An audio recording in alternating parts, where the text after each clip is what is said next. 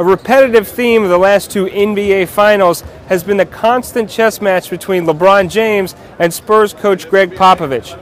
LeBron won that game within the game last year in the 2013 NBA Finals, and he has the upper hand again one more time on Popovich and the Spurs heading into tonight's Game 3 of the 2014 NBA Finals here at American Airlines Arena.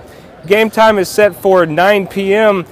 ABC is your television network. I'm Joseph Goodman of the Miami Herald, and as always, you can follow me on Twitter at Joe Goodman Jr. for insights during the game.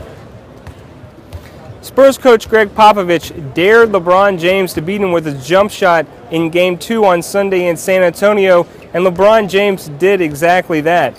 LeBron got going, he got his offensive rhythm going early in the second quarter, and then when the Spurs tried to adjust in the third quarter and cheat off a little bit, LeBron James made them pay with his mid-range jumper. He was 6 of 7 from at least 18 feet from the basket and 2 of 2 from three-point range in just the third quarter alone.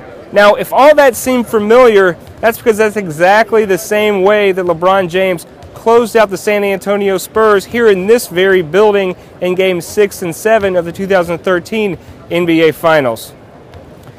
If you're here at the arena tonight, if you're at home with friends and family at a watch party, keep an eye on how Spurs coach Greg Popovich accounts and adjusts for LeBron James as the game goes on, and also how these series move forward as a whole. Now, Greg Popovich bristled at the idea that he needed to double-team LeBron James when asked about that after Game 2 in San Antonio, but that might be exactly what it takes for the Spurs to somehow limit LeBron James, the best player on the planet.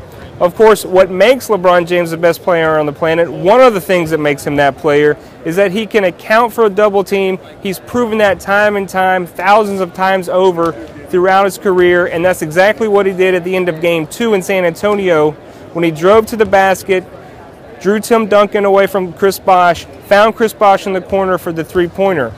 Now, a spin-off of how well LeBron James has been playing is that Spurs forward Kawhi Leonard has played poorly in defending LeBron James. Leonard has been in foul trouble throughout this series. He actually fouled out of Game 2 with 47 seconds left to go.